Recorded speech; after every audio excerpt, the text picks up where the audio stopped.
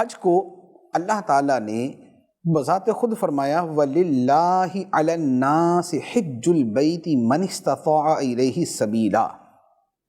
کہ جو بیت اللہ تک جانے کی استطاعت رکھتا ہے، پیسے ہیں، اخراجات ہیں سفر کے، اخراجات سفر کے، فرمایا کہ جو بیت اللہ تک جانے کی استطاعت رکھتا ہے اس پر اس گھر کا حج فرض ہے۔ کیوں؟ اللہ کے لیے، خالص اللہ کے لیے۔ تو اب اس عبادت کی تخصیص دیکھیں اللہ تعالیٰ کے لیے، کہ فرمایا کہ اللہ کے لیے اس گھر کا حج فرض ہے ہر اس بندے پر جو اس تک پہنچنے کی استطاعت رکھتا ہو۔ تو اب یہ اس کا جو اصل ہونا اور اس کا ضروری ہونا اور جو اس کا بنیادی عبادت ہونا ہے یہ اس کو بیان کرتا ہے، لیکن اس کے ساتھ یہ بہت ساری چیزوں کا سبب بھی بنتا ہے،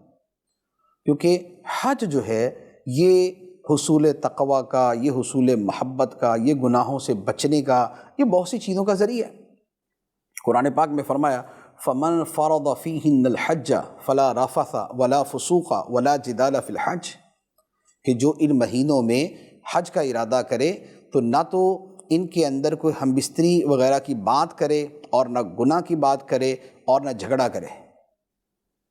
اور قرآن میں فرمایا وَتَزَوَّدُوا فَإِنَّ خَيْرَ الزَّادِ التَّقْوَىٰ، اور یہ جو سفر حج ہے اس میں زاد راہ لو، اس میں توشہ سفر ساتھ رکھو، اور بہترین زاد راہ تقویٰ ہے۔ اچھا، اسی طرح پھر اس میں جو قربانیاں ہیں، جو اس میں اللہ تعالیٰ کی نشانیوں کے پاس جانا ہے، خانہ کعبہ خدا کی نشانی، حجر اسود خدا کی نشانی، اور اسی طرح آب زمزم یہ خدا کی نشانی، صفا مروہ خدا کی نشانی۔ اب ان نشانیوں کے پاس بندہ جاتا ہے اور عظمت الہی سے جو دل لبریز ہوتا ہے، اللہ تعالیٰ نے اسے قرآن میں بیان فرمایا وَمَن يُعَظِّمْ شَعَائِرَ اللَّهِ فَإِنَّهَا مِن تَقْوَى الْقُلُوبِ، اور جو اللہ کی نشانیوں کی تعظیم کرتا ہے تو بے شک یہ دلوں کے تقوی میں سے ہے، یہ دلوں کی پرہیزگاری میں سے ہے۔ تو اب اس اعتبار سے یہ جو حج ہے یہ دلوں کی پاکی، دلوں کی پاکیزگی، دلوں کے تقوی کا ذریعہ ہے۔